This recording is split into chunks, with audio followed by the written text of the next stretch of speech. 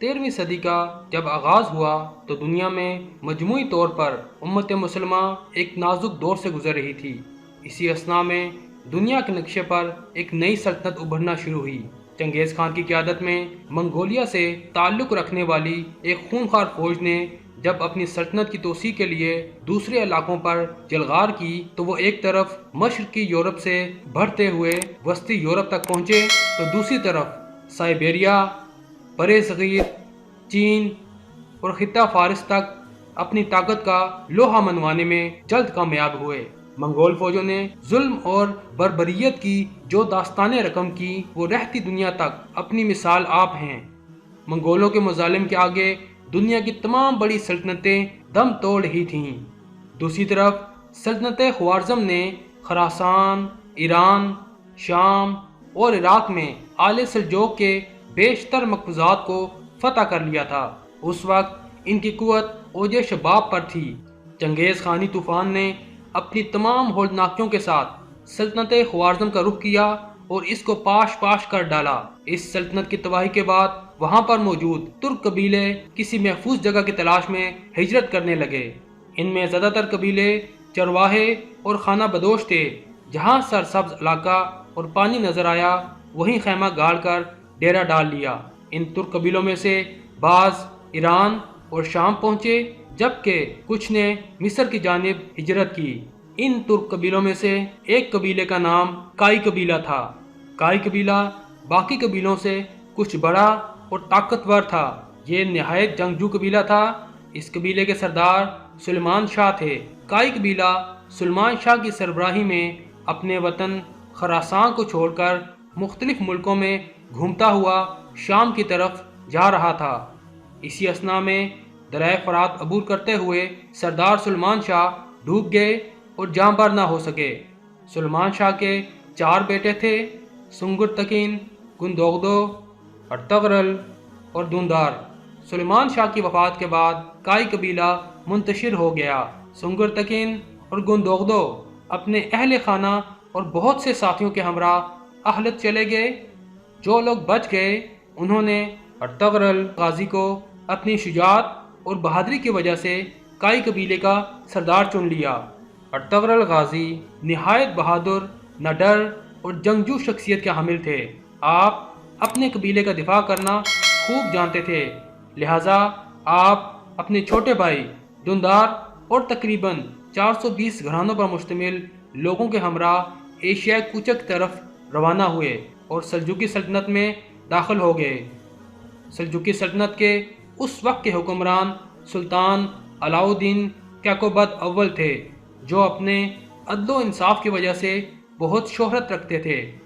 Ertugrul Ghazi جب اپنے قبیلے کے ہمراہ سلطان علاء الدین کے زیر سایہ پناہ لینے کے لیے پایا تخت کونیا کی طرف جا رہے تھے تو راستے میں انقرہ کے قریب ارطغرل غازی کو 2 فوجیں مصروف جنگ نظر آئیں۔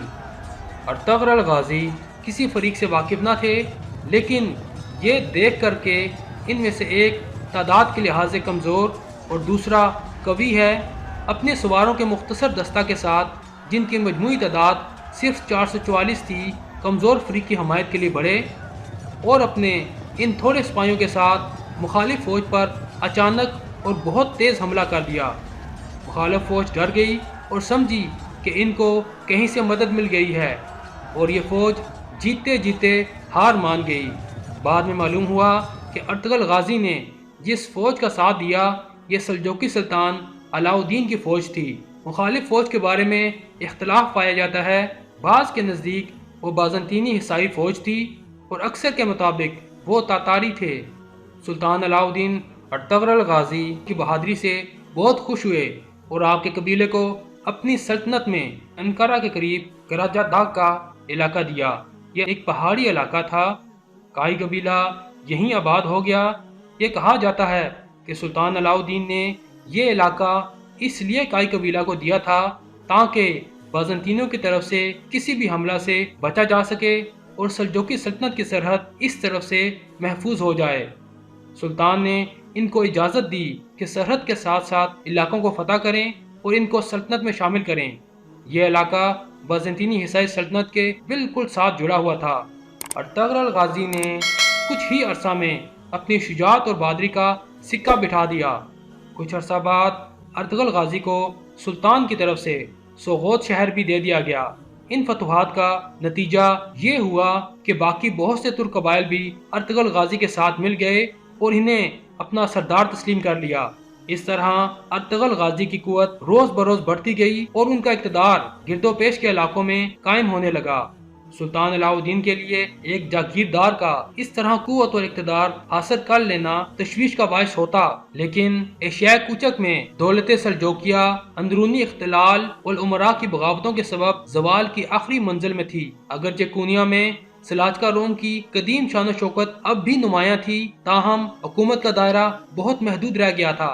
एक तरफ तातारियों ने कई इलाकों पर कब्जा कर लिया था, तो दूसरी तरफ ईसाइयों ने कदीम बाज़ंतीनी सूबों के अक्सर हिस्से वापस ले लिए थे। इसके अलावा मुतअद्दिद सल्जोकी सरदारों ने खुद मुख्तार हुकूमतें कायम कर ली थीं। सरहदी इलाकों में जंग का सिलसिला अमूमन जारी रहता था और तातारी हमलों का खतरा कभी दूर नहीं होता था। ऐसी हालत में अर्तगरल जैसे दलेर सरदार और नायब की फतुहात से अलाउद्दीन को बजाय तशवीश के एक गुना इत्मीनान नसीब हुआ और उसने अर्तगरल गाजी को मजीद इनामात अता किए। चुनाचे जब जेनिशहर और भरोसा के दरमियान एक जंग में अर्तगरल गाजी ने सुल्तान अलाउद्दीन के नायब की हैसियत से तातारियों और बाज़ंतीनियों की एक मुतहिदा फौज को शिकस्त दी, तो सुल्तान ने इसका सिला में इसके शहर को भी अर्तगरल गाजी की जागीर में दे दिया और पूरी जागीर का नाम सुल्तानूनी रखा। नीज अर्तगरल गाजी को अपने हरावल दस्ते का सपा सलार मुकर्रर किया। इस वसी इलाके में बकसरत चरागाहों और ज़रखेज़ ज़मीनों के अलावा मुतअद्दिद किले भी थे, लेकिन सुल्तानूनी के अक्सर हिस्सों पर खुद सर अमीरों का कब्जा था और इस जागीर पर अपना तसल्लुत कायम करने के लिए अर्तगरल गाजी और उनके बाद उनके बेटे उस्मान गाजी को मुद्दतों जंग करनी पड़ी। 1281 और बाज़ के नज़दीक 1288 में अर्तगरल गाजी ने 90 साल की उम्र में इंतकाल किया। अर्तगरल गाजी की जोजा हलीमा खातून सल्जोकी शहजादे गयासुद्दीन मसूद सानी की बेटी थीं। हलीमा खातून के बदन से अर्तगरल गाजी के 3 बेटे गिंदूस, साबजे और उस्मान पैदा हुए। अर्तगरल गाजी की वफात के बाद आपके जानशीं आपके सबसे छोटे बेटे उस्मान गाजी थे। उस्मान गाजी भी अपने वालिद की तरह पक्के मुसलमान, बहादुर और हौसलामंद थे। उन्होंने भी फतुहात का सिलसिला जारी रखा। 1299 में सल्जोकी सल्तनत बिल्कुल खत्म हो गई। उस्मान गाजी ने अपनी तमाम मफतूह इलाकों में अपनी खुद मुख्तार हुकूमत का ऐलान कर दिया।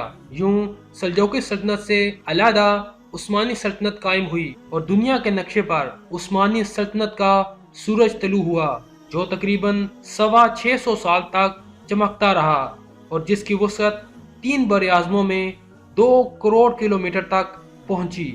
इस अजीम सल्तनत के हर एक सुल्तान की लाजवाल दास्तान तारीखी हक़ाइक़ के साथ अगर आप जानना चाहते हैं तो हमारे चैनल इस्लामी इक़दार में मौजूद मालूमाती वीडियो से मुस्तफ़ीद हो सकते हैं। अर्तगरल गाजी को सोगोत में दफन किया गया।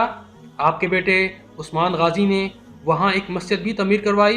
अर्तगरल गाजी का मौजूदा मकबरा सुल्तान अब्दुल हमीद सानी के दौर में दोबारा तमीर किया गया।